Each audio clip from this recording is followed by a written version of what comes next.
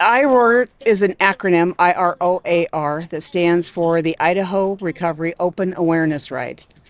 For the first couple of years that I was involved with the recovery community centers, we would go to the Capitol steps in Boise to kick off Recovery Month and have a big declaration by the governor or some state official. And there was a group, the Freedom Seekers, who go out to the jails and do rides. We would kick off Recovery Month at the Capitol steps, and Norma Jager and I were standing one day watching the riders come in, the Freedom Seekers. And I said, wouldn't it be great if we could get a bunch of bikers together to go to every recovery community center in the state to kick off the event, the month? And I mentioned it at a couple of behavioral health board meetings that was something I was interested in, if there were any riders around the state that wanted to do this. And about a year later, I got a phone call from Optum that said, we're going to support your recovery awareness ride this year. What do we do? So we just went, okay, we make a ride. The real purpose of it is to make our communities aware that we're here for them, that there is a recovery community within your community that will support you and that will be here for you when you're trying to get into recovery.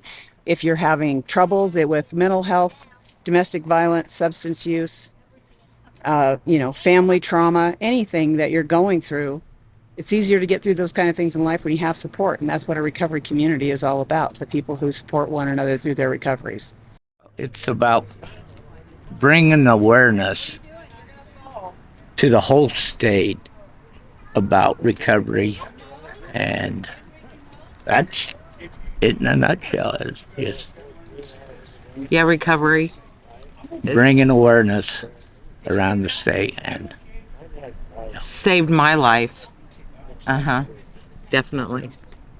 and it shows that you can have a lot of good things when you're in recovery. Yep, good healthy. Life gets better. Absolutely it does. This place has always been there for me, even when I was in the middle of my addiction. And I'd come here for help, and they wouldn't ever turn their backs on me. I overdosed 7 times in 3 months. Then I went to jail and I got put into drug court. I really enjoy this place. If I was ever struggling, this would be my number one spot to come to. There's always someone here that is willing to help.